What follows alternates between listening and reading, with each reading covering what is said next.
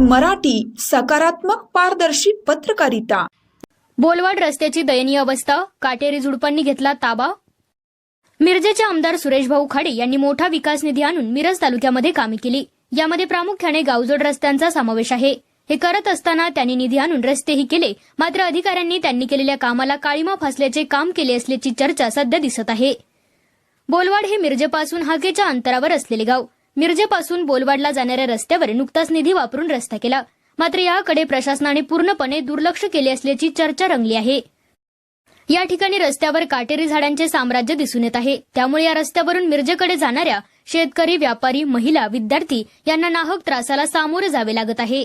रस्ता लहान असल्यामुळे या रस्त्यावरून मोठे वाहन एकच जाऊ शकते। अशा परिस्थितीत काटेरी झुडपांनी रस्त्याचा निम्मा भाग व्यापला आहे।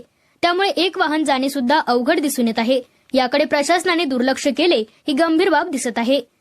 त्यामुळे प्रशासन या रस्त्यावरील काटेरी झुडूप काढते की ही झुडपे मोठ्या प्रमाणात येतील हेच पाहणे राहिले आहे।